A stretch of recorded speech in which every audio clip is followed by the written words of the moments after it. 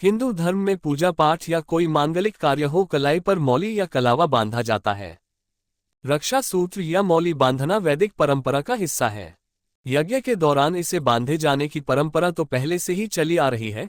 कलावा को संकल्प सूत्र के साथ ही रक्षा सूत्र के रूप में बांधे जाने की वजह पौराणिक ग्रंथों में उल्लेखित है। पौराणिक कथा के अनुसार असुरों के दानवीर राजा बलि की अमरता के लिए भगवान वामन ने उनकी कलाई पर रक्षा सूत्र बांधा था। इसे रक्षाबंधन का भी प्रतीक माना जाता है। इसे बांधने के क्या नियम हैं? अक्सर हम सभी कलावा बांधने के बाद उसे निकालना भूल जाते हैं और वो लंबे समय तक हाथ में बंधा रह जाता है। इस तरह वो कलावा हमें अपनी ऊर्जा देना बंद कर देता है। इसलिए शास्त्रों में इसे कितने दिनों तक पहनना चाहिए इसका वर्णन किया गया है। हाथ में कलावा सिर्फ 21 दिन के लिए बांधना चाहिए।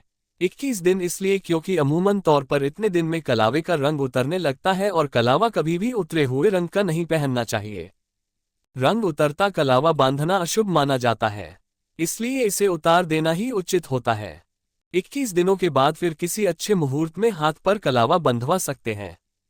साथ ही ऐसा भी कहा गया है कि पुरुषों और अविवाहित कन्याओं को दाएं हाथ में कलावा बांधना चाहिए। विवाहित स्त्रियों के लिए बाएं हाथ में कलावा बांधने का नियम है।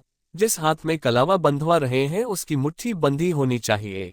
कलावा बंधवाते समय दूसरा हाथ सिर पर होना चाहिए। मौली कहीं पर भी बांधें। एक बात का हमेशा ध्यान रहे कि इस रक्षा सूत्र को केवल 3 बार ही लपेटना चाहिए। कलावा जब भी हाथ से उतारा जाता है तो वह आपके भीतर और आपके आसपास की नकारात्मकता को लेकर ही उतरता है, इसलिए उस कलावे को दोबारा नहीं पहनना चाहिए।